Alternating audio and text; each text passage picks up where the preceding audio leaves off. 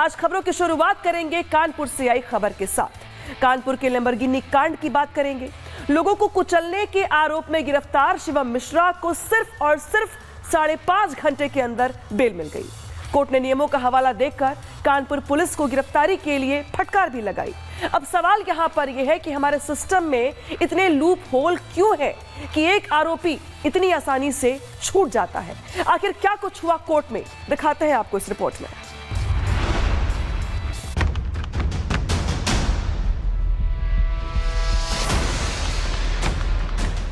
5 टीमें लगाई गई थी गिरफ्तारी के लिए और उन टीमों ने अच्छा काम करते हुए गिरफ्तार किया। इन्होंने माननीय सर्वोच्च न्यायालय के आदेशों की अवहेलना की, इनके खिलाफ कार्रवाई होनी चाहिए।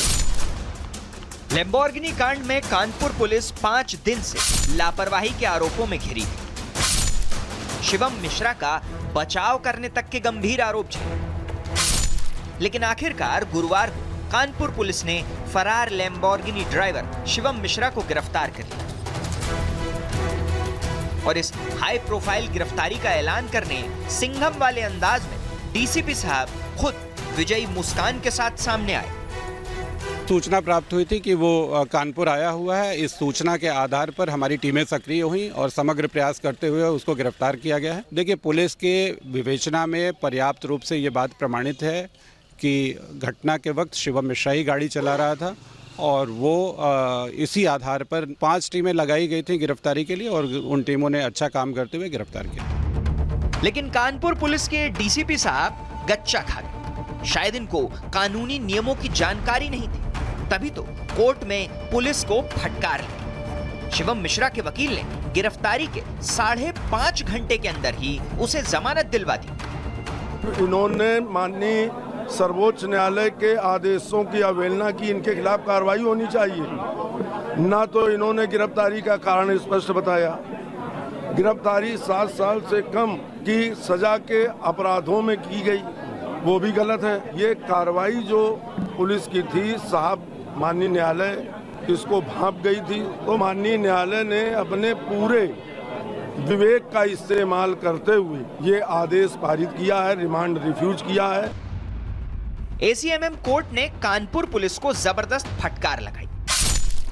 कोर्ट ने सवाल किया कि पुलिस ने शिवम मिश्रा को किस आधार पर गिरफ्तार किया, क्योंकि बीएनएसएस की धारा 35(3) के तहत गिरफ्तारी के कुछ नियम हैं। इसके तहत ऐसे मामले जिनमें 7 साल से कम की सजा हो, उनमें किसी को अनावश्यक तौर पर गिरफ्तार नहीं किया जा सकता। अगर पूछताछ जरूरी है तो पुलिस आरोपी को हिरासत में ले सकती है, गिरफ्तार नहीं कर सकती। और गिरफ्तारी से पहले नोटिस जारी करना बेहद जरूरी है। और शिवम मिश्रा के मामले में कानपुर पुलिस ने ऐसा कुछ भी नहीं किया। भले ही शिवम मिश्रा की 12 करोड़ की कार की टक्कर से 2 लोग घायल हो गए, लेकिन कोर्ट की नजर में शिवम मिश्रा की गिरफ्तारी अवैध थी और यही वजह है कि उसे फटाफट जमानत मिल गई।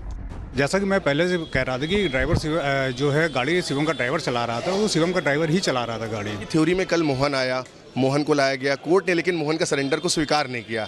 क्या लगता है कि इसको कवर अप कितना किया जाए? वो न्यायिक प्रक्रिया है, वो न्यायिक प्रक्रिया है, जो भी होगा जी। वकील साहब, साफ तौर पर वीडियो पे दिख रहा है कि शिवम गाड़ी से निकल रहा है, सिंगल ड्राइवर है, सब कुछ, उसके बाद भी इस कवर अप क्यों? वो न्यायिक प्रक्रिया है, सारा कुछ जांच का विषय है। जो कुछ भी जो भी आदेश होगा माननीय न्यायालय का, वो आपके समक्ष होगा कुछ देर। पुलिस की कार्रवाई में हुई ये गलती शिवम मिश्रा के लिए गिरफ्तारी से बचने की चाबी बन गई, सिर्फ 20,000 के मुचलके पर।